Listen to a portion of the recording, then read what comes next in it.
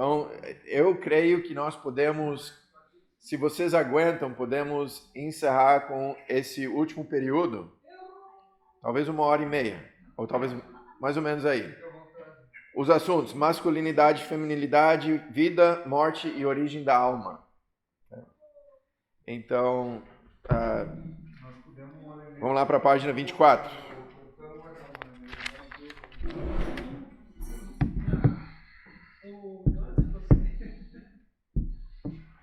Então, nós já aprendemos que o homem é criado por Deus, na imagem e semelhança de Deus. Tem, no mínimo, 2 partes. E Deus também, no máximo, e também criou também homem e mulher. Né? Isso é importante hoje, para a gente avaliar. Nossa, parece que é o assunto do dia. Parece que é o assunto do dia. Mas por que é tão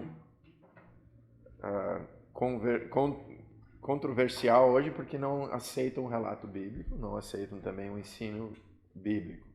Então, nós podemos ver que não vai ser mais e mais fácil para o cristão ter as suas posições bíblicas. Nós vamos enfrentar, quem sabe, bastante conflito e perseguição mais para frente. Então, maneiras como homens e mulheres são diferentes. Vocês já estavam falando um pouco a respeito disso, né? Homem e mulher é diferente, né? Quais são algumas das diferenças? Vamos conversar um pouco entre nós aqui sobre masculinidade, feminilidade. Quais são algumas das diferenças? As diferenças físicas eu acho que são óbvias, né? Não precisamos falar muito sobre essa parte, mas as diferentes funções. O que você acha? Você acha que na palavra de Deus existem diferença de funções? Sim. Okay. Quais são algumas das diferenças de funções? O homem lidera, ou deveria. Ok, interessante, né? Por que fala deveria, assim? Porque hoje em dia fala-se muito em que bate-se muito na tecla de que as mulheres precisam ser submissas, mas também esquece que a gente deve ser submissa porque fomos criadas para ser assim, né? É uma ordenança bíblica. Mas o homem precisa liderar também, né? Ótimo. Uhum. Então, meu esposo ainda me leu uma frase essa semana num livro que ele está lendo, que o autor dizia justamente isso. Que os homens reclamam que não há mulheres, que as mulheres não querem ser submissas, mas esquecem que a gente tem a falta de homem que não ama e não lidera como deveria, né? Enfim. A mulher auxilia, né? No sentido não de ser menor, mas de uma função diferente, né? Acho que isso é bom dizer, porque tem-se muito essa visão, né? Quando se fala em submissão e auxílio, a gente imagina que seja porque é menor, né? Okay. E a palavra auxiliadora, importância ou significância. E a palavra auxiliadora foi usada para Deus, né? Sim. Para a mulher e para Deus e para ninguém mais, né? Então, aquele livro do Tim Keller sobre casamento, esqueci o nome do livro agora, o significado do casamento, ele diz exatamente isso, que o termo usado em Gênesis para auxiliador e idônea, é o mesmo. Ezer, né, a palavra hebraica, é a mesma usada nos Salmos para quando se fala que Deus é o meu auxílio. Meu auxílio. É a mesma palavra. Sim. Então, ele coloca a posição do termo, né, que não é uma posição de inferioridade, né, só que sim. É salvo o quê? Ih, tem vários, né? Mas o 27, se não me engano, é o que eu lembro do... Deixa eu ver aqui. Ok. Ótimo, muito obrigado por compartilhar isso, porque às vezes, vindo de um homem hoje, né, de falar de submissão, de falar de auxiliadora, isso nem sempre é aceito, né? Pastor, é muito fácil ser submissa a um homem que ama Cristo. Sabe quantas vezes eu tenho dito isso?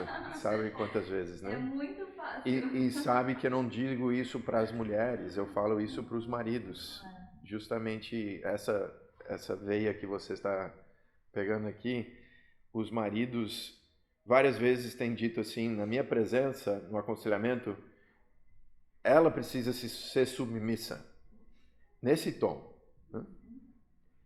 E aí você já vê que não existe o amor, não existe o servir, mas é uma liderança que não é bíblica, né? É uma liderança autoritária.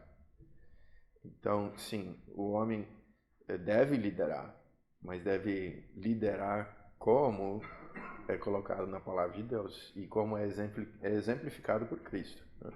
Então, muito bom, muito bom. E como é que isso afeta a igreja? Os papéis na igreja? Eles falam que a mulher foi enganada no homem. Ok. E por isso o homem ela não tem posição de liderança ou de ensino, né? Mas a responsabilidade recai sobre Fazer o quê, né? Ok, e nessa mesma ideia, assim, o que acontece? Por que muitas mulheres surgem em liderança? Não, na verdade, entrou muito na cultura na igreja no sentido de trazer o homem para uma posição de conforto, de omissão, assim, né? Exatamente. Não assim de dizer, que não pode liderar, mas é entreter tanto o homem que ele fica absorto, né, debaixo de uma nuvem de descanso que ele não quer sair dali. Ele está tão confortável para ele, né? E acaba que as igrejas hoje têm dificuldade de encontrar pessoas para liderar. São poucas pessoas que fazem muito trabalho, normalmente, né? E os homens não estão prontos para servir. Sabe que no auge da minha conversão, em que eu estava lendo muito sobre esse assunto, porque para mim sempre foi um assunto que pegou muito, né? Eu vi uma palestra assim que mudou a minha forma de enxergar, de uma mulher, uma esposa de um pastor, né? Que estava falando para mulheres sobre a questão da submissão, né? Em que ela explicava de que justamente isso, de que as mulheres elas têm esse senso prático. Fomos criadas assim, né? A gente consegue enxergar as coisas ao redor, a gente consegue organizar, a gente tem isso de fazer várias coisas ao mesmo tempo, de pensar várias coisas ao mesmo tempo. Deus nos deu isso, né? Então, para a gente tomar liderança é muito fácil. Mas por que a gente toma liderança? Porque a gente não tem um homem do lado que tomou o lugar dele e liderou, né? Só que a gente usa isso como desculpa. Meu marido não lidera a casa, então se eu não fizer, ninguém faz. E aí ela dizia isso justamente, irmã querida, então não faz. Porque nós servimos a um Deus de amor. E ele vai nos amar, inclusive na submissão, nesse sentido. Então o que ela queria dizer é o seguinte, quanto mais a gente tomar a frente, ela dizia assim, se o teu esposo tem que estar no primeiro lugar, no primeiro degrau, você precisa descer de lá, senão ele não consegue subir. Então muitas vezes é culpa da gente também, sabe? Tem que fazer uma meia-culpa também, né? A gente sobe lá no primeiro degrau e não ajuda o nosso esposo a subir. Então nossa missão não é subir, a gente fica aqui, né? Não falando degrau de forma assim, né, sem valor, né? Mas assim, se o meu esposo precisa estar me liderando, então eu saio da liderança e eu ajudo ele a chegar à liderança, né? Então a gente precisa entender os papéis de forma que eu aja de acordo com o papel que Deus me deu e eu preciso ajudar o meu esposo a ele agir no papel que Deus deu para ele, né? Precisamos de graça, né? Misericórdia. E precisamos também ajudar um ao outro a entender o que a palavra de Deus diz, como nós estamos fazendo, até dentro da igreja, de encorajar um ao outro, né? Tanto em casa, como liderando na igreja, né? Às vezes nós não temos espaço para ministério de mulheres muito capazes, né?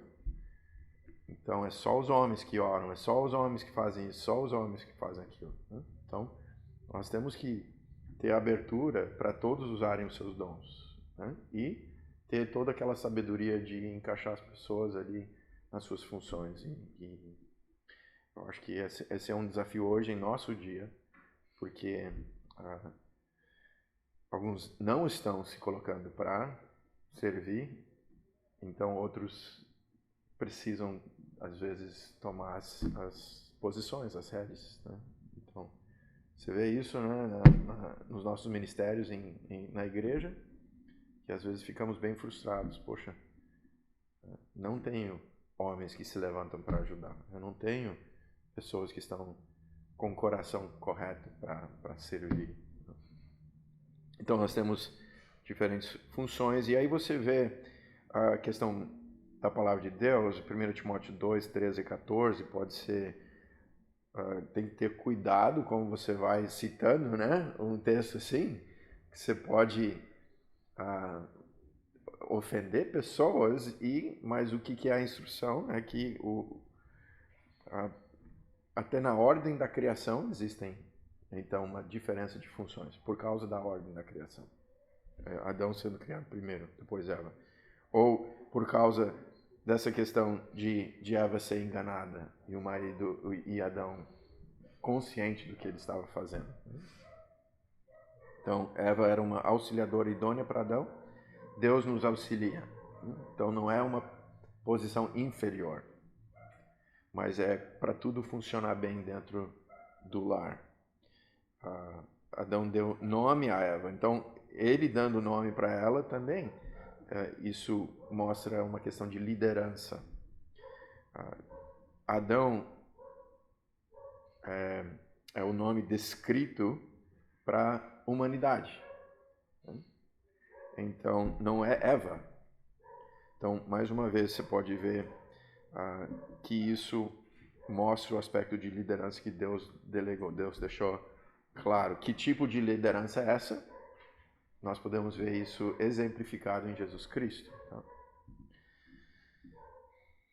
Tá bom, então, quem foi responsável na queda? Foi Adão. Em Adão todos morrem pela ofensa de um só, muitos morreram. Okay? Agora, tem algumas outras diferenças aqui. Agressividade, cuidado, eu não gosto dessa, mas talvez a ideia é que homens geralmente são mais, não sei se agressivos é a melhor palavra aqui, mas mulheres talvez tendem mais para cuidado. Hoje em dia, muitas dessas questões estão mudando também. Objetividade, subjetividade. Até as habilidades hoje também estão mudando bastante. Antes, os homens tinham mais habilidades, talvez, em matemática, relações espaciais, né? Eu não sei, mas... Bem, eu não quero criar mais conflitos aqui do que são necessários, né? O que nós podemos dizer é que existem diferenças? Sim. O que o nosso mundo quer fazer hoje? Não existem diferenças. Sim, sim. Então, é incrível hoje. E você vê que até o mundo, às vezes, não sabe como lidar com as Olimpíadas, com a questão dos homens trans competindo com as mulheres. Sim. Isso é um negócio surreal. Sim, eu não sei como que eles vão lidar com a lógica deles, né? Vai acabar sendo bem complicado para todos, né? Até o uso do banheiro lá nos Estados Unidos está sendo complicado em alguns estados, né? Uma jornalista brasileira que mora nos Estados Unidos, ela disse que as meninas estão perdendo bolsa nas faculdades, né, quando tu faz esporte. Eu não sei como é que funciona, mas ela explicou que elas estão perdendo bolsas porque meninos trans estão competindo com as meninas e estão ganhando, né? Porque física é diferente, né? Por mais que Isso é verdade nos Estados Unidos. Vai acabar com o esporte também. E preferência para um ou para o outro, né? Então, o meu amigo, ele disse que ele decidiu, ele e a esposa decidiram colocar ela como dona majoritária da empresa. Porque nos Estados Unidos, se é uma mulher que é dona da empresa, que é favorecida, né? Então, você vê até a cultura, às vezes, definindo quais são responsabilidades, quais são privilégios e tudo mais. Então, não sei se isso chega ao Brasil aqui também, né? Mas as diferenças e, às vezes, nosso mundo hoje dizendo que não há diferença. Mas Deus criou homem e mulher, são diferentes. E por que criou homens e mulheres? Acho que uma questão óbvia é a propagação da raça humana. Né? Sede fecundos e multiplicai. E para isso é necessário macho e fêmea. Né? Agora, o nosso mundo oferece outras opções com isso também. Né? Mas que depende de macho e fêmea. Ainda depende de macho e fêmea, mas você pode adotar... parte do corpo humano feminino e do masculino. Tem um ministério lá em Belo Horizonte que é de lar, assim, para adoção, né? E eles, eu acho que estavam pensando em fechar as portas, porque eles tinham que oferecer para lares homossexuais. Eles não tinham opção de definir, né? Então, muito complicado isso, quando um ministério cristão, né, tem que adaptar as normas do Estado e oferecer crianças para serem adotadas, né, nessas condições. O meu avô dizia que você tem que ter mais do que 2 filhos, porque só 2 não cumpre o mandato de multiplicar. 2 só repõe. Isso é um assunto assim, eu gosto de estudar e ler sobre esse assunto assim, porque eu me converti tarde, assim, várias coisas eu entendi tarde, infelizmente. A questão de ter mais filhos, isso foi uma consequência, né? Tomara que Deus ainda tenha misericórdia, mas mais um, mas enfim. E as pessoas se escandalizam quando a gente fala assim de que eu sou da concepção de que essa ordem aqui não foi revogada. Que em algum momento eu não vejo isso, de que a ordem foi revogada.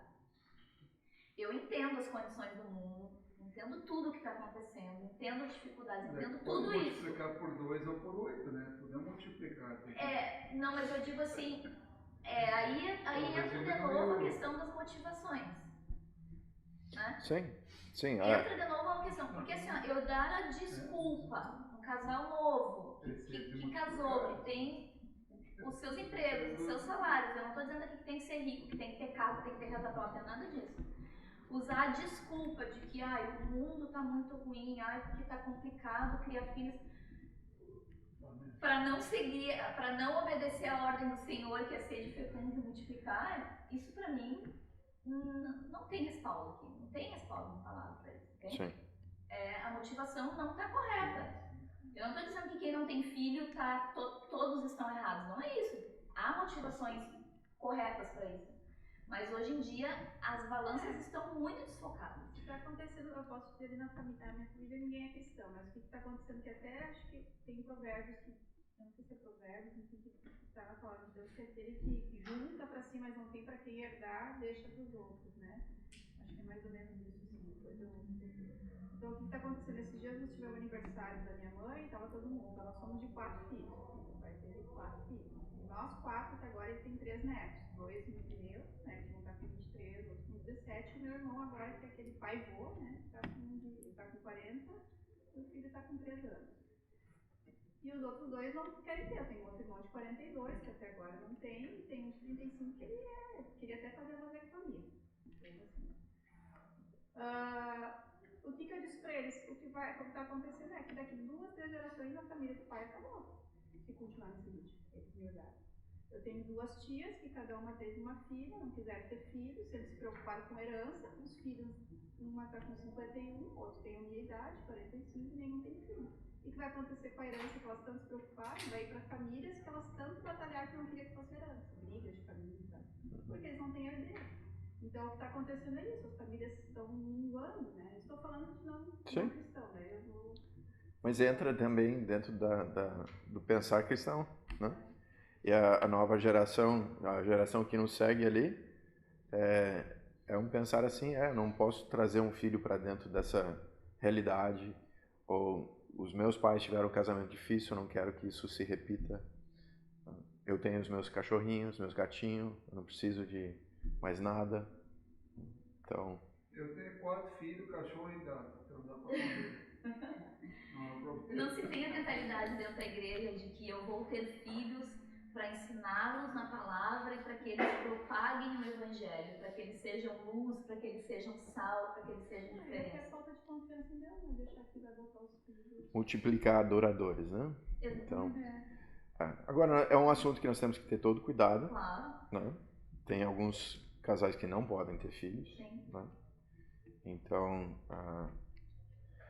para mim é um assunto que precisa ser avaliado e conversado entre o discipulado, que seja. Né? Então, entra também a questão anticoncepcional, né? E falamos um pouco sobre alguns que são abortivos, né? Que eu creio que já viola essa questão da vida humana, que eu creio que é na concepção. Né? É concepção, é isso? Então, nós temos que ter todo esse cuidado ao avaliar. O que nós estamos fazendo, então, nesse processo de filhos, não filhos? Quais os métodos que estamos usando? É só porque o mundo oferece que nós vamos abraçar? Ou nós temos que ter todo cuidado? Né? Então, mas é uma parte porque Deus criou homem e mulher. E talvez um dos motivos que contraria o homossexualismo também. Né? Esse é contra o propósito de Deus criar homem e mulher. Né? É de que um é macho e um é fêmea. Então, necessidade relacional. Então, você sabe que Adão estava sozinho. E isso era a única coisa que não era bom na criação. E essa condição, né? Então, homem, mulher, casado, reflete o que? A unidade de Deus, a Trindade, também reflete o amor de Cristo com a sua igreja. Isso numa união, onde há amor, onde há afeto, onde há a preocupação um para o outro, onde há carinho, né? Onde há liderança, submissão e assim por diante. Também uma questão de interdependência, né? Então, cada parte cooperando aí. Entendendo aí? Não é muito diferente do que a gente já discutiu, já conversou. Isso entra também a questão das relações sexuais. Deus criou a expressão sexual para o relacionamento conjugal como uma forma de simbolizar e fortalecer a união. Então, o sexo no casamento é algo que Deus usa para simbolizar a união e também fortalecer a união. Então, Hebreus 13:6 fala de como é honrado, como é algo que é tão honrável quanto uma oração, quanto uma pregação, quanto um número especial, né? Ou qualquer outra coisa que a gente coloca como, nossa, isso é espiritual. Espiritual é você, dentro do casamento, praticar a relação sexual. Então, a expressão foi designada apenas para o relacionamento matrimonial. Então, relacionamentos extraconjugais, pré-conjugais, homossexuais são contrários ao propósito de Deus para as relações sexuais. E eu creio que a Bíblia é bem clara sobre isso. Né? E temos vários textos. Não é o nosso propósito uma aula de sexualidade, nem de casamento aqui. Estamos só vendo essa questão homem e mulher e uma parte dessa é a sexualidade, a questão de relação sexual. Não é algo sujo, como eu falei que aquele casal foi ensinado. Né? Se Cristo voltar, nossa, vocês estão perdidos aí. Né? E eu sei que até lá em Nova Vila, o Fritz estava me dizendo que o que as pessoas entendiam do pecado original, sabe o que era? O sexo. Estava conversando com o Lehman e foi ensinado para ele também que o pecado original era o sexo entre Adão e Eva. Então, isso é incrível, né? Assim, é incrível que daí então Deus mandou pecar, né? Porque ele mandou ser fecundos fecundo e se multiplicar. A única forma de multiplicar. Sim, então, mas você vê a ideia de que a relação sexual é pecaminosa, enquanto é algo que simboliza e solidifica o relacionamento conjugal, certo? Ok, então eu acho que é isso. Vocês podem ler um pouquinho o Ferreira. Ele coloca muito bem essa questão matrimonial, os papéis. Eu acho que vocês podem ler. Vocês provavelmente já estudaram sobre isso. Eu acho que não é necessário a gente repetir todos os papéis, tanto do marido como da esposa, propósito do casamento. Eu acho que não é necessário nesse momento aqui. Começo da vida humana. Então, eu tive essa experiência na feitoria, quando era pastor. Veio um casal conversar comigo, nem eram convertidos, nem eram crentes, mas disseram: pastor, nós fomos até o médico, e o médico disse, depois de olhar os ultrassons e os exames, que nosso filho vai nascer sem crânio. E provavelmente, se sobreviver, seria segundos que sobreviveria. E disseram que fariam um aborto. Que entre eles têm algumas pessoas que fariam isso para nós. E a gente não sabe o que decidir. A gente queria ver o que o Senhor acha, que Deus acha sobre isso. O que vocês iam dizer para eles? O que vocês diriam?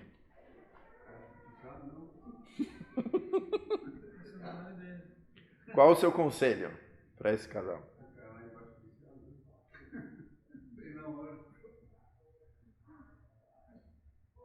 Difícil, né? Confiar na palavra do médico. Eu diria para eles deixar nascer, por segundo, enfim. Eu não sei, eu acho que eu partiria do princípio de que explicar de que é uma vida, né? Que Deus é soberano, se Ele escolheu que o bebê teria, né? Viria ao mundo dessa forma, mesmo a gente não conseguindo entender ou enxergar, há um propósito em tudo isso, mas que não cabe a nós decidir se a criança, se essa vida deve morrer ou não, que essa é uma decisão somente de Deus. Então, se ele vai viver por segundos, foram segundos determinados, tempo de vida da criança, né? Então, Não sabe o que isso vai impactar na vida do médico, dos enfermeiros que estão ali, qual é o propósito. Eu me coloco no lugar de uma mãe, assim, que está carregando uma criança, que está gestando uma criança, que não tem uma perspectiva de vida, né? Mas tentar com que eles enxergassem graça nisso, mesmo sendo difícil, né? Que é muito difícil. Qual é o conselho? Assim, pensa um pouco por trás do conselho que eles receberam lá no hospital, ou do médico. O que esse médico pensa até agora sobre tudo que nós estudamos? É só um corpo. Que é só um corpo. Ok. E seria um corpo mesmo? Sim, é um corpo, mas tem alma. Porque não tem cérebro. Ok. Mas não seria ainda para ele? Para ele não seria que não Ok. tem cérebro. É um feto. É um feto. Então, essa mentalidade, assim, é o conselho que eles receberam. Não é criança, não é neném, isso não tem vida, isso é um feto. Apenas um feto? É um amontoado de células. Mas nos Estados Unidos foi aprovado, não sei qual foi o estado, né? Ou está sendo aprovado não é aborto, né? O aborto pós-nascimento, né? Até 6 meses de vida do bebê, porque 6 meses, porque eles dizem que só há vida depois que há consciência. E que até os 6 meses o bebê não tem consciência de que é uma pessoa. Isso foi no Canadá, né? Ou no Canadá, foi no então. Canadá. Mas vai chegar nos Estados Unidos. Poderia matar até os 6 meses, que pode matar. Sim. Mas está chegando lá.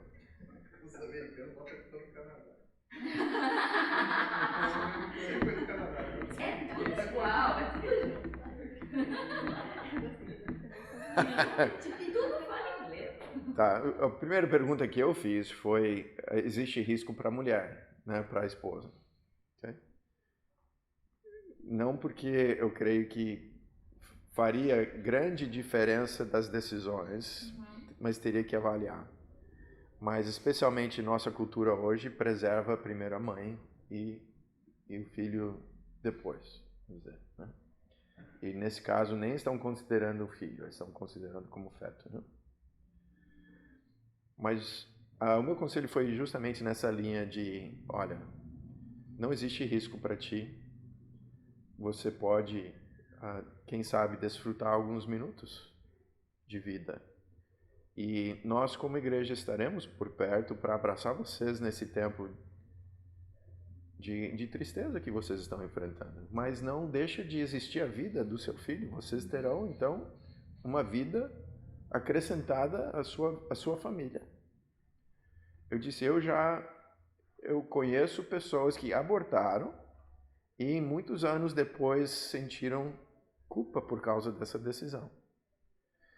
Com isso, vocês não vão enfrentar culpa de uma decisão, porque vocês vão poder saber que nós fizemos a nossa parte e isso estava nas mãos de Deus. Eu estou falando isso para alguém que não conhece a Deus, entendeu? E eles receberam e acataram esse conselho, levaram, assim, acompanhei até, assim, eles me mostraram, assim, as ultrassons e tudo mais, e o neném nasceu e viveu, acho que foi 1h35 segundos, 5 minutos, alguma coisa assim, e faleceu, e até tinha um caixão desse tamanhozinho, e fomos lá, eu fiz o enterro, eles choraram, e não foi todo mundo chorando, mas depois eles me abraçaram e disseram obrigado, e mais tarde eles disseram, olha, foi a melhor decisão que nós fizemos. Nós não estamos sentindo culpa nenhuma, nós estamos muito felizes de ter pelo menos um pouquinho de tempo com o nosso neném, né? Então, não são convertidos, né? Eu poderia até dizer, poxa, você vai encontrá-lo no céu, né? Mas depende um pouco deles, né? Mas uma semente foi lançada na atitude. Uma outra questão que poderia ser compartilhada é o que está ao seu alcance. O que é que está ao seu alcance? É permitir. O que não está ao seu alcance. Entende? Sim. Então, isso leva uma perspectiva também, porque foi exatamente isso que ela fez. Então, eu creio que o pensamento agora é, nós fizemos tudo o que nós poderíamos ter feito. O que estava ao nosso alcance foi permitiu que a vida viesse, né? Sim. Ela deu a luz e, por isso, talvez essa paz. O que isso pode causar, a gente não sabe, né? Mas eu creio que uma ação dessa magnitude, ela glorifica ao Senhor também. E a gente pode se recordar de um texto bíblico que diz, né? Por que nasceu assim? Quem culpou, né? Culpa dele? Quem pecou? Ele ou os pais? A ênfase não era essa, né? Mas para que Cristo fosse glorificado de alguma maneira. Nós não temos todas as respostas. Sim. Mas ele pode convergir situações, né? Sim. Isso. Nós tivemos entre Joel e Jason um aborto natural, né? Assim, a gente teve um aborto natural. E eu lembro que a médica disse isso. Eram só células. Isso não trouxe nenhum conforto nem para Cid nem para mim, né? Inclusive trouxe mais dúvidas assim para mim. Poxa, mas né, eu não sei o que aconteceu, se houve vida ou não, né? Assim, eu não lembro se a gente escutou o batimento cardíaco ou não e tal, né? Mas, enfim, o que nós decidimos? Não, Deus nos deu um filho. O neném nós não conhecemos, né? Mas nós não vamos descartar como se fossem células. Né? Então, Isso foi algo bem complicado para nós como casal, lidar com isso. E não é algo que a gente compartilhou com muitas pessoas, né?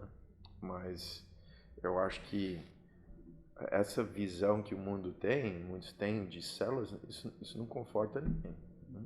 Então, quando é que começa a vida? O que vocês acham? Salmo 139, né? Deixa bem claro, no momento que teve a fecundação. Porque no momento que fecundou, começou a vida ali, começou a multiplicação, começou a criação dos seres. E acredito que naquele momento Deus concedeu a vida para ele. Ok. Isso você vê que o nosso mundo está avaliando ainda se é 6 meses depois, quando de repente tem uma consciência, alguma coisa assim. Alguns decidiram que foi quando é cortado o umbigo, o cordão umbilical, outros 6 meses, outros... Agora com ultrassom, agora com tudo que nós sabemos da medicina, nós sabemos que é bem diferente do que 40, 50 anos atrás, quando algumas decisões foram feitas na Suprema Corte dos Estados Unidos, com outras decisões que foram feitas aí, né? O senhor falou a medicina, acho que hoje de manhã O Rob, né? A ciência só tem demonstrado mais que a palavra de Deus é verdadeira, porque em Salmos, por exemplo, Davi fala quando ele ainda não tinha forma. A gente sabe que até o quarto mês ainda o bebê não tem, né, uma forma definida como humano. Então, Davi não tinha uma ultrassom para saber disso. Como ele sabia disso, né? Que quando ele ainda não tinha forma, quando ele ainda não estava, né? Deus já tinha contado e dado os dias dele, e os dias dele estavam no livro da vida, né? Sim. Qual o versículo, Diego? Salmo 139, 16. O Diego estava pregando e deu um branco. E eu terminei, eu nem sabia qual era o texto, mas eu falei. Ele vai perguntar assim, como é que é mesmo, hein, Dudal? Aí ele disse o salmo. Eu disse, como é que tu sabe que era esse salmo? Se eu nem te disse o que é. A gente estava ligado naquele... Tá. Estava no mesmo espírito. Sim. Então tem essas perguntas chaves, né, que surgem, né, quando é que um feto se torna um ser humano, torna psicologicamente um ser humano, se torna uma pessoa, possui vida humana, ou pode um ser possuir vida biológica humana sem ser uma pessoa. Então, algumas dessas questões ali, né? Perspectivas, então, sobre o início da vida, durante a gestação, após o processo da concepção. Isso é uma das ideias aí. Então, quando a mãe começa a sentir os movimentos, quando o feto é capaz de sobreviver fora do útero, quando ondas cerebrais estão presentes. E aí tem toda uma história, tanto de filósofos como de Agostinho, como de Tomás de Aquino. Eu achei que alguns teriam uma posição um pouco melhor, né? Eu estava lendo sobre esses aí, peraí, calma. É que também eles não entendiam muita coisa, que nem hoje nós entendemos bem mais do que eles entendiam. E morria muita criança cedo também. E aí eles tinham que lidar com tudo isso. Eu acho que muitas das questões de batismo, de confirmação de criança e tudo mais, como que eu vou explicar, né, tudo isso, né, o pastor tentando ministrar uma família que perdeu o neném, coisa mais difícil que tem, né? Tá, então começa no nascimento, né? Então Platão cria que um feto só se torna humano quando o cordão umbilical é cortado. Suprema Corte dos Estados Unidos, isso é o Roe versus Wade, né? Que determinaram que neném é uma pessoa só apenas ao nascer, Então, aí girou milhões e milhões de abortos desde então. E a Suprema Corte no Canadá, que o feto não é pessoa até cortar o cordão umbilical. Por isso que eu falei de Canadá, mas pode ser que não é Canadá. Eu sei que pode ser que também. Eu escutei um livro que ela falava sobre feminismo e ela comentou isso. Então, começa pós-parto com níveis mínimos de funcionamento, né? E Vamos pular para começa na concepção, tá? Então a criação de uma pessoa não é um processo, mas é um evento. Eu creio que é assim, né? E o vídeo sustenta a visão sustentada pela maioria dos cristãos através da história da igreja é essa, né? Então, né, tem alguns livros e apócrifos históricos aí que falam da importância de não assassinar uma criança. E aí você pode ver esses Lutero e Calvino, a vida humana começa na concepção. Então, a posição deles. A Igreja Católica também. Se a gente for pensar nessa questão da vida humana só começar depois do nascimento, então teoricamente se eu não sou humano antes de nascer, eu não sou pecador, certo? Não tem como um ser humano não ser pecador, né?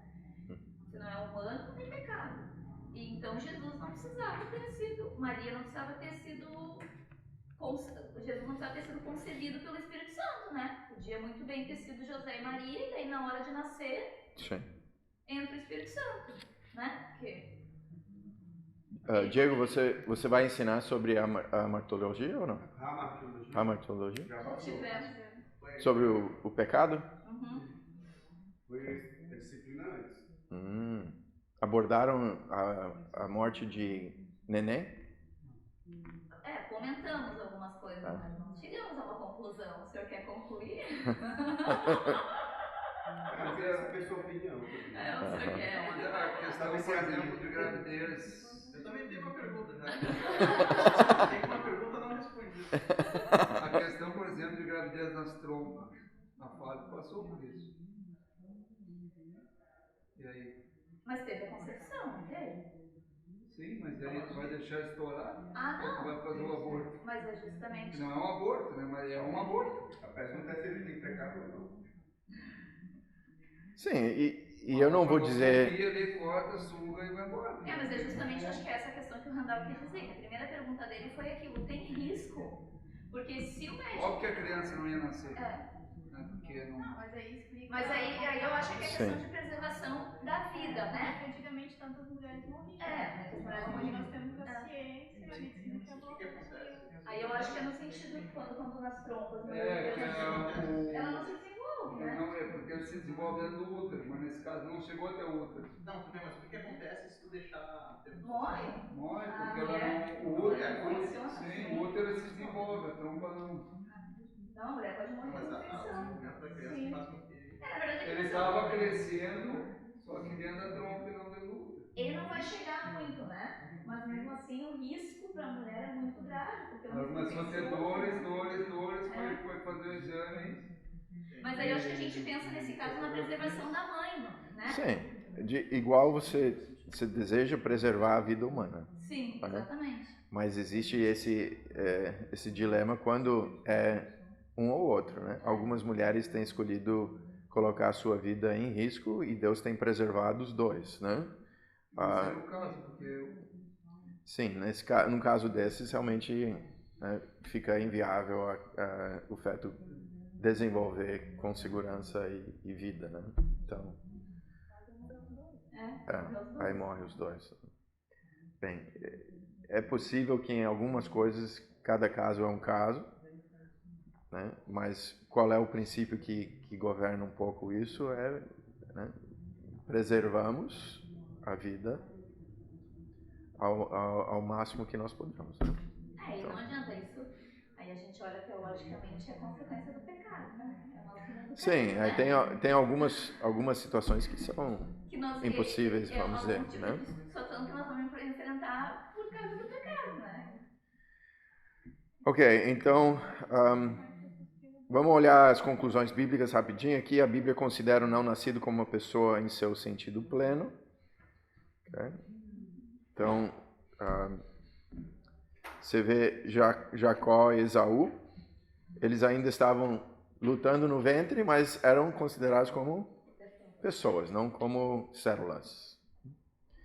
Êxodo 21, 22 a 25, se você está lutando ou em conflito com alguém e prejudica a mãe e há um aborto, dente por dente, olho por olho, dente por dente, né?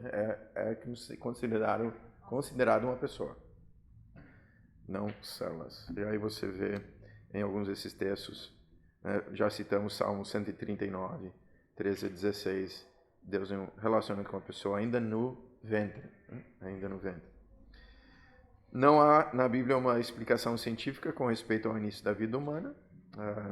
A Bíblia indica que uma criança não nascida plenamente humana e aborto deve ser considerado como um assassinato. Há 4 critérios para determinar algo como assassinato. Uma pessoa foi morta, presença de intencionalidade, a vítima é inocente e um motivo pecaminoso por trás da morte. Okay? João Batista, né? Também mexeu. Se alegrou. Se alegrou, né? Sim. Mexeu no ventre de Sim. Isabel. Você acha que há perdão para um aborto? Graças a Deus. Eu lembro, eu e o Tadeu visitamos uma funcionária dele que estava para suicidar. Nós não sabíamos que ela estava passando por tudo que ela estava passando. Chegamos na casa dela e o Tadeu disse, eu trouxe o pastor aqui, né? E ela começou a chorar, assim. Eu perguntei, o que está acontecendo? E ela disse, olha, é que eu cometi um aborto e eu queria terminar a minha vida, eu ia fazer isso hoje. E eu disse, você acredita que tem perdão para isso? Não sei, nem sei como. Disse, olha, existe, mas só em Cristo. E o legal é que ela aceitou a Cristo, ela tinha 2 filhos, ela largou os filhos, na verdade largou na mãe. Para morrer, né? E ela voltou para o emprego, para o trabalho. Ela não estava vindo no trabalho, voltou para o trabalho, estava trabalhando, acabou levando os filhos para a igreja. E muito legal ver o perdão que Deus deu para ela, né? Mas traz muitas consequências você encerrar a vida de alguém. Tá, nós não vamos demorar muito nesse outro tópico, que é o início da alma. Então, existem algumas opções aqui. As almas sempre existiram, né? Ou foram criados muito tempo atrás, né? Isso está na sua leitura. Isso está na sua leitura. Você vai encontrar isso na sua leitura. Isso. Tem o criacionismo, que Deus cria uma nova alma com o nascimento com a concepção de cada criança. E o traducionismo, que a alma é transmitida através do processo de generação natural. Então, isso vem dos seus pais, que veio, né? Que as almas estão transmitidas naturalmente. Através do casal, que tem a relação sexual, que gera o filho. Isso vem de um processo natural. A alma é genética, é isso? A alma está dentro, que nem Levi, né? Levi,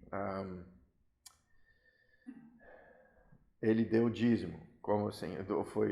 Foi algo que a ideia é que isso estava já na semente, antes.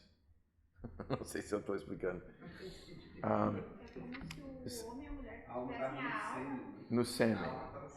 Mas na minha época de pentecostal, quando a gente fazia libertação, cura e libertação, a gente tinha que orar por todos os antigos relacionamentos sexuais que tu teve, porque cada pessoa que tu teve um relacionamento sexual, tu carregou uma parte da alma dela.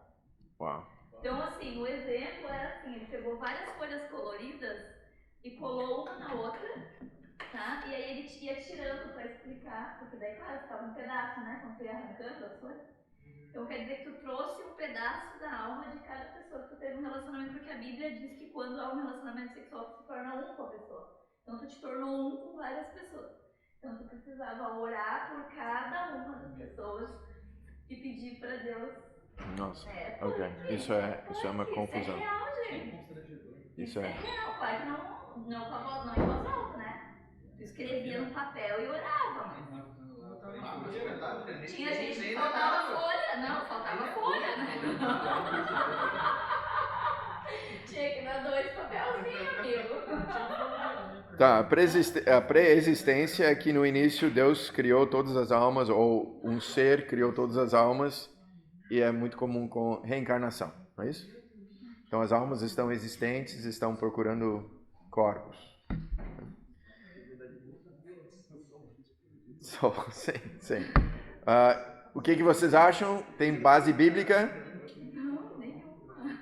Não. O outro é criacionismo, a ideia que é sustentado por alguns versículos que falam que Deus dá, né, presenteia ou abençoa com filhos. Né? Então a ideia de que quando vem a concepção, aí Deus naquele momento cria uma alma. Isso também não é muito sustentado. O que é sustentado? Como é que é? O primeiro item que você deu? É o pré-existência. Não. O primeiro dos primeiros ali. Pré-existência, criacionismo e traducionismo. Traducionismo. Esse é o que vai passando. É isso que nós falamos. Traducionismo. Seria um banco de almas? Hein? Seria como se fosse um banco de almas? Qual? Pré-existência? Sim. E criacionismo é que não existem almas até Deus criar. Conforme ela nasce, Deus vai criando. Isso, Deus vai criando. E o traducionismo é que as almas, a nossa alma vem com nossa concepção natural, que é o mais lógico biblicamente. Surge... Que Deus não... criacionismo é que Deus cria uma nova alma cada vez que há vida. E esse traducionismo? Tradicionismo é que é parte do processo natural, é que quando nasce um neném, já nasce com... Quando há concepção... Nasce com alma e corpo, né? Faz a concepção de corpo e alma junto. Sim. Okay. De novo, nós não vamos... Sim, que está alinhado com a posição do professor da unidade com Ixi. Não, eu não tenho posição sobre isso. A posição dele aqui era a mesma coisa. Não, já. Eu acho que esse Tá fazendo engraçado. Tá, para mim não é tão importante, tá? Mas vocês podem ler. Eu tô te adiantando isso porque ele está na sua leitura e aí você vai estar dizendo, mas o quê? O que está acontecendo aqui? Só para ver se eu entendi, então, Traducionismo. Isso. Então, quando a gente é gerado, daí sim tem Sim, isso faz parte do processo natural. A minha mãe queria nesse... Não existe um milagre cada vez que nasce um neném. Em termos de gerar uma alma ali. Quando nós tivemos aquele curso de terapia sistemática na igreja, né? Ele falou que o pastor disse que não existia uma base bíblica para nem existir são teorias, mas que os teólogos entendem que não existe uma explicação na Bíblia muito bem embasada sobre... Só existem teorias, mas não tem como afirmar se é uma ou se é outra. Não tem base bíblica bem esclarecedora no sentido. Sim. Essa é a conclusão que ele nos passou. Então, o criacionismo é um ou dois versículos nos Salmos, e o tradicionismo é que Levi deu o dízimo, é Levi, né, que deu o dízimo na...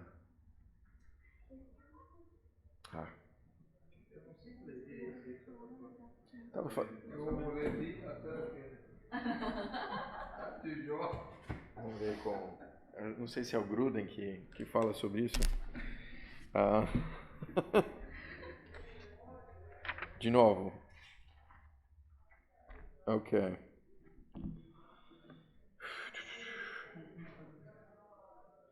Traducionismo sustenta que a alma e o corpo da criança são herdeiros dos pais no momento da concepção. Herdados dos pais no momento da concepção. Ambas as teses tiveram defensores numerosos ao longo da história da igreja. Isso é criacionismo e também traducionismo. Okay? A favor do tradicionismo pode-se argumentar que Deus criou o homem à sua própria imagem e que essa semelhança abarca a incrível capacidade de criar outros seres humanos como nós. Portanto, assim como todos os animais e plantas geram descendentes segundo a sua espécie, também Adão e Eva foram capazes de gerar filhos semelhantes a si, com uma natureza espiritual além do corpo físico. Isso implicaria que os espíritos ou almas dos filhos de Adão e Eva derivaram do próprio primeiro casal. Além disso, as escrituras às vezes falam que os descendentes de algum modo se encontram presentes no corpo de alguém da geração anterior. O autor de Hebreus, por exemplo, diz que quando Melquisedeque encontrou Abraão, Levi ainda estava no corpo do seu antepassado. Hebreus 7:10. Por fim, o traducionismo poderia explicar como os pecados dos pais passam aos filhos sem que Deus se torne diretamente responsável pela criação de uma alma pecaminosa ou dotada de uma inclinação que a leve a pecar. Embora Levi ainda não tivesse nascido, a semente da qual ele veio já estava no corpo de Abraão, seu antepassado, quando Melquisedeque se encontrou com ele. Então é baseado muito nesse versículo aí. Tá? Portanto, se o sacerdócio de Levi, sob o qual o povo recebeu a lei, pudesse ter alcançado a perfeição, porque seria necessário estabelecer outro sacerdócio, um sacerdote segundo a ordem de Melquisedeque. Okay. Tá, e para encerrar o nosso tempo, fim da vida humana. Alguém que comete suicídio pode ir para o céu? Quantas vezes eu já tive que responder essa pergunta? O suicídio é um pecado imperdoável ou tem perdão para o suicídio? Ok, aí que eu quero chegar. A Bíblia diz que só há um pecado que não há perdão, né? Que é contra o Espírito Santo. Ou seja, então entende-se, parte-se daí que o suicídio tem perdão, certo? Pode ser que isso seja um pecado contra o Espírito Santo. Pois é, isso que eu ia perguntar. Quando que ocorre o perdão do pecado nesse caso? Porque para ter perdão não tem que ter arrependimento. É contra o Espírito Santo, porque o corpo é o templo do Espírito Santo. Se mata o corpo, mata a alma. Não. Porque eu fico pensando se tem perdão, quando acontece o perdão? Porque para ter perdão não tem que ter arrependimento. Quando é que a pessoa vai se arrepender se a pessoa está morta? Ela tem chance de se arrepender lá em cima. E essa ideia...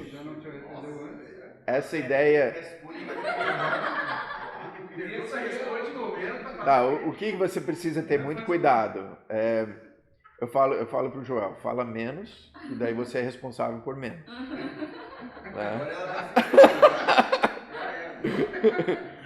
Né?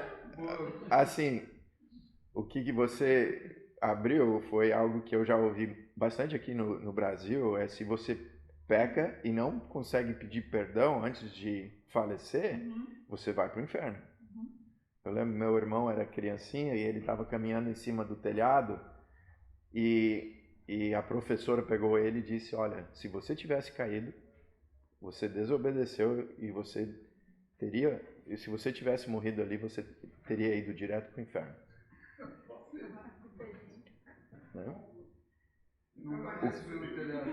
O que você estava dizendo é um pouco semelhante, ok? Então, a nossa salvação é baseada no quê? Na obra de Cristo. Né? E vamos perder essa salvação por pecar e depois não ter tempo para nos arrepender. Né? Pode ser que todos nós vamos para o inferno, então. Né? Porque talvez tenha algum pecado que ainda não admitimos ou nem lembramos e falecemos. Mas a questão do arrependimento aqui eu não quis dizer de um pecado específico. Tá? Okay. Eu quis dizer da questão de reconhecer que Jesus é meu Salvador. Tá? Eu estou supondo se você não tem fé e você tira a sua vida, eu acho que é bem claro que você... Agora ela coloca a informação entre vírgulas. Ela falou uma coisa como se todo mundo já soube. Eu já fiz vários enterros que o padre disse que não faria o enterro porque ele já está no inferno. E o próprio pastor também disse a mesma coisa, né? Então, eu já fiz vários enterros, vários, de pessoas que cometeram suicídio. Agora, eu falo, eu não posso encomendar esse espírito, né? Eu não posso mandar essa pessoa para o céu.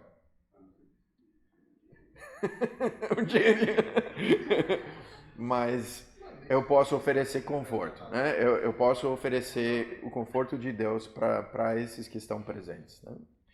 Eu até vi uma vez um estudo, não vou lembrar agora, foi alguma coisa do Voltemos ao Evangelho, o Fiel, que ele, a pessoa que colocou, mostrou que quem é cristão, né? Foi até difícil para mim aceitar, mas quem é cristão, que recebeu Jesus Cristo, não faria isso contra si, né? E aí ele pegou vários exemplos de homens que cometeram suicídio, como por exemplo Saul, como Sansão, como Judas. Então são pessoas que não se arrependeram, né? Não se arrependeram do que fizeram de errado, né? Sansão tá nos heróis da fé lá, né? Pois é, ele colocou Sansão, mas Sansão na verdade não se suicidou, né? Ele sabia que ia morrer porque para salvar o povo, sim. Mas ele colocou tudo e deu mais outros exemplos que eu não vou lembrar, só lembrei desses três aí que acabaram tirando a vida porque continuavam rebeldes, não se... Eu acho que a gente avalia os argumentos, né? E nós também vamos buscando os nossos argumentos e avaliando o que o texto diz. Eu acho que volta bastante a questão da doutrina da salvação. Eu acho que alguém que peca dessa forma é bem egoísta, sim, está tentando fugir de certas coisas, sim, vai perder recompensas, vai responder a Deus, vai, mas eu não creio que o ato de suicídio ele leva você para o inferno. Então, eu já vi assim, sair já, né? É que na verdade pastor americano. É que na verdade nesse artigo ele não está negando que a pessoa vá para o céu, ele só está dizendo que a pessoa que chega a esse extremo não seria um convertido. A base do argumento. Isso talvez é um argumento fácil, né? Se ele realmente fosse crente, ele não teria feito isso, mas... Se fosse crente, não mentia, nós... não roubava, não tinha depressão. Eu... Não, mas entra no campo da subjetividade para defender o cara. Exatamente. Argumento por argumento bíblico, tecnicamente falando, não tem como dizer isso. Não tem, porque na verdade ele só usou o fato de pessoas que a gente sabe as intenções, mas não sabe a intenção de uma pessoa quando ela Piper comete. tem um livro, aquele Sorriso Escondido de Deus, que ele fala de algumas pessoas e ele cita um poeta chamado William Cooper, inglês, que lutou com a depressão a vida toda e tentou se matar várias vezes, assim, e morreu em depressão, assim. Mas ele vai desenvolvendo na vida do cara, assim, o cara era muito cristão, só que ele tinha, assim, lutas terrenas, assim, inclusive ele foi aconselhado pelo John Milton, né, do pastor dele. Mas ele nunca se livrou de tudo, assim, ele não chegou a se matar, ele tentou várias vezes, dava errado, aí chega a ser engraçado até, né, as tentativas frustradas dele. Uma vez ele trouxe se enforcar, ele era muito pesado, quebrou a madeira em cima lá e caiu no sentado. Mas foi uma vida melancólica, assim, e ele tem vários livros que se cantam na Inglaterra até hoje, assim, muito bonitos. O ponto do Piper era que o cara era cristão, era um cristão assim, eu não tenho tanta questão com se vai para o céu ou não vai. Eu creio que vai, se conheceu a Cristo como Salvador, se houve regeneração, né? Mas chega lá com algumas explicações, né?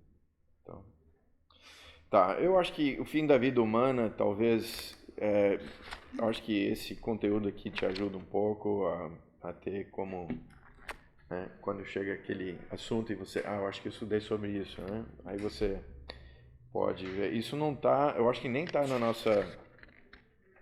nossa leitura, mas você pode ver que tem várias ideias. Tem a continuação da alma, mas não continuação do corpo. Tem cessacionismo, né, que a vida cessa na morte quando o corpo morre. Tem aniquilacionismo, o sono da alma, reencarnação, tá? Entrada num estado intermediário. E esse entrar num estado intermediário é o que nós sustentaríamos, né? Os outros, quais são os adventistas? É o sono da alma, né? Sono da alma, né? Tem alguns, você vê o John Stott ali no aniquilacionismo. Eu acho que muitos acham que a bondade de Deus não permite que as pessoas fiquem sofrendo no inferno, então Deus acaba aniquilando, né? Então se pode ver que são algumas opções. Kardecismo seria muito a favor da reencarnação, né? O que o católico coloca além nessa questão do estado intermediário é o purgatório, né? Purgatório. Né? Tem da onde eles tiraram isso? Da onde eles creem no purgatório? Sempre se falou, mas não assim, da onde veio. Ele está na... Hein? Eu não sei da história do... Você conhece a história do purgatório?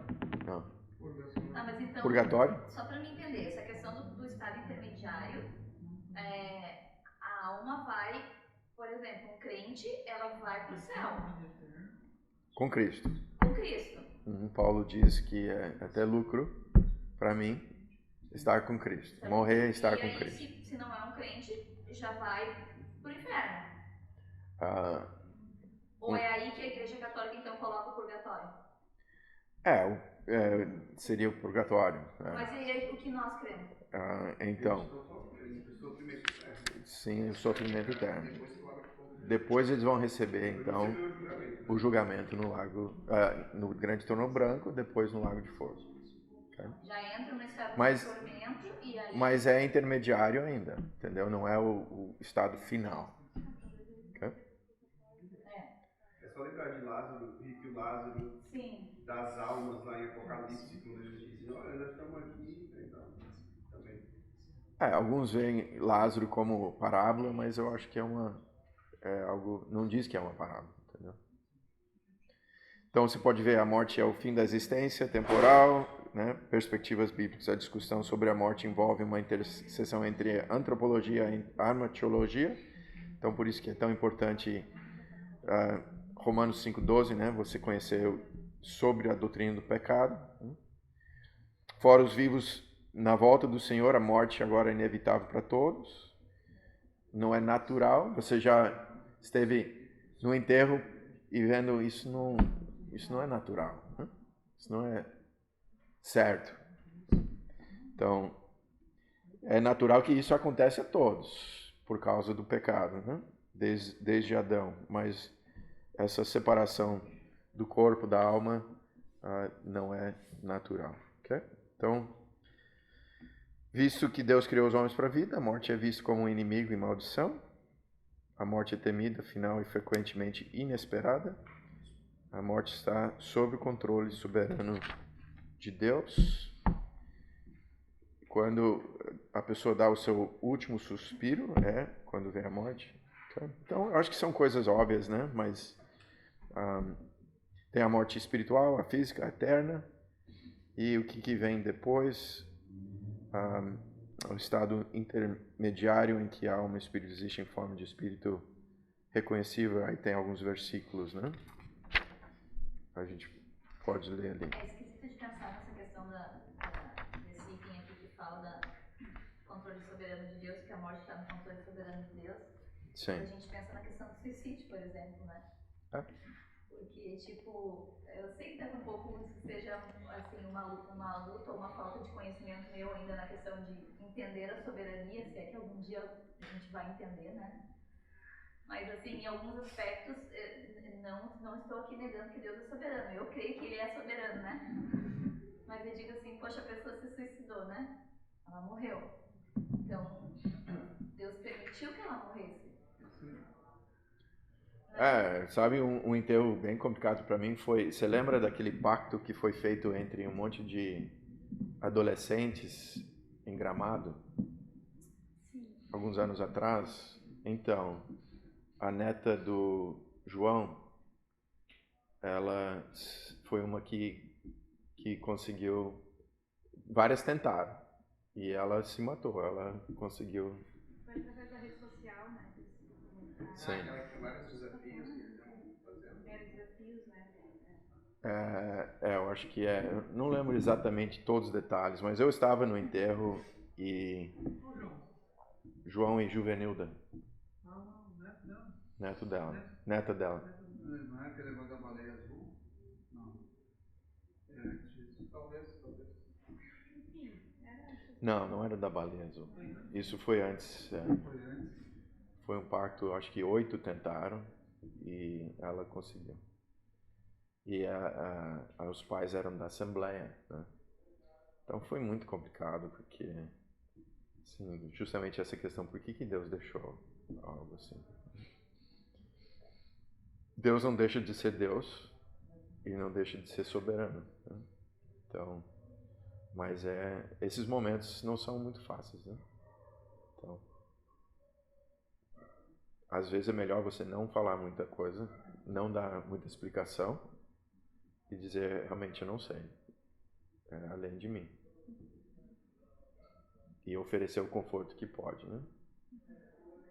Então, o João tem sofrido bastante. A filha que eles criaram foi assassinada, queimada. Nossa, foi... Eu acho que eu estive com o João em uns 4 enterros. Uns 4 enterros. Que ele sofreu. De filho, de netos, de filhas. Agora, a ressurreição do corpo é algo que traz esperança, né?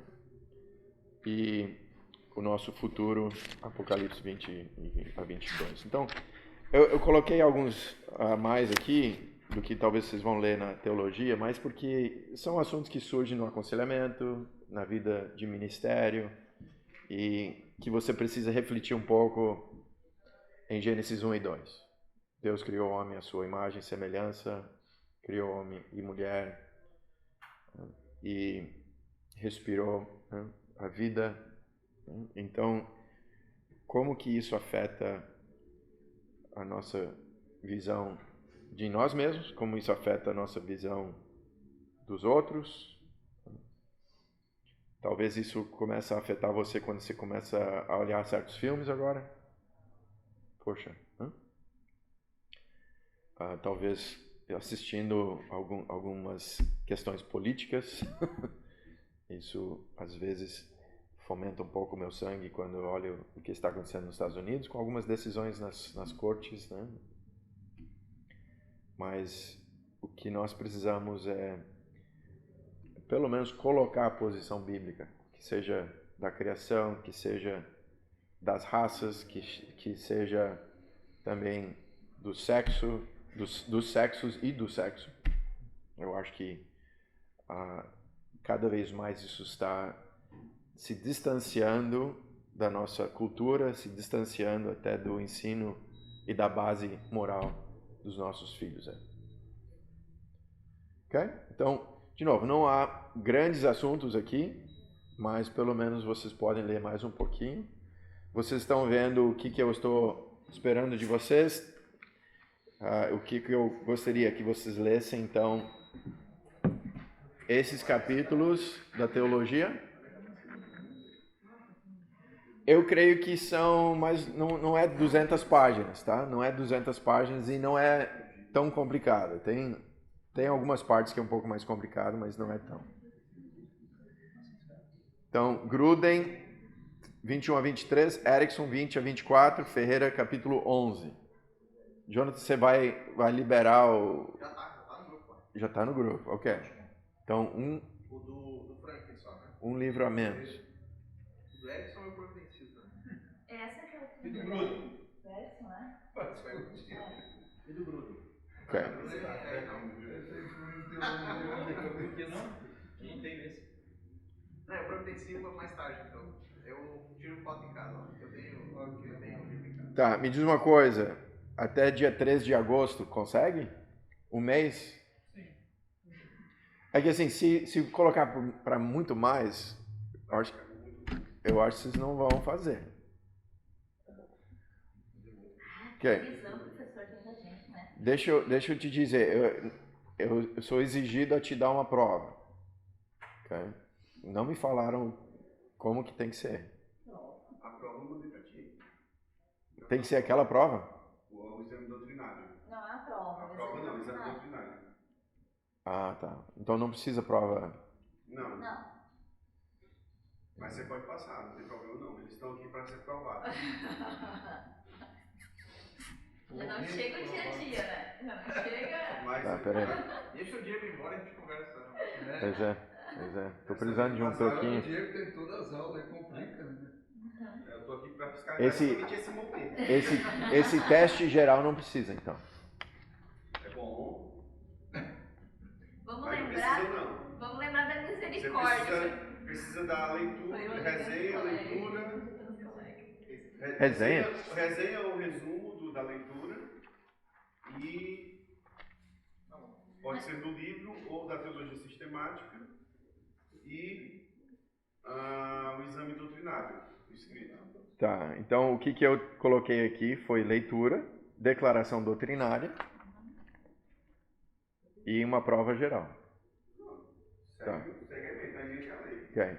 Prova geral, o que eu vou fazer? Eu vou te mandar uma prova com algumas situações, assim, questões no ministério.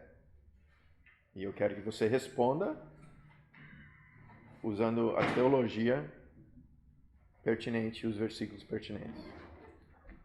Tu me manda e eu boto no Google Sala de Aula para eles. Vocês vão ter 15 dias depois que eu te envio. Acho que eu vou te enviar... eu estava pensando em te dar pelo menos um tempinho para fazer uma leitura. Pode ser daqui a 15 dias? Eles têm até um mês para resolver tudo, né? Ok, então daqui a 15 dias eu te mando. Vão ser provavelmente 3 perguntas ou 3 situações e vocês vão responder. Onde fica o céu? Não. Quantas partes tem o. Ok? Entendeu? Não é pedir demais, eu acho. Eu acho que vocês podem fazer essa leitura e aí vocês vão desenvolver a sua posição doutrinária, não é isso? Vocês vão poder ter isso para apresentar no fim, né? É mais ou menos esse o motivo? Porque tem um teste de exame doutrinário e a gente vai defender ali aqueles pontos. Eu te mandei, né, tu viu, né? Você me mandou a ementa, né? Mandei tudo. Ok, eu vou ver. Ótimo. Mas eu não preciso mandar para eles, então? Ou mando para eles?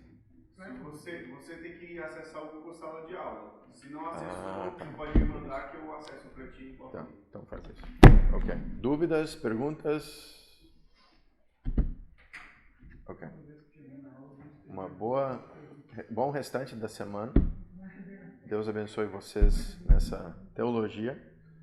E, de novo, só conhecimento ensoberbece, né? Para colocar isso em prática na sua vida e no seu ministério, tá?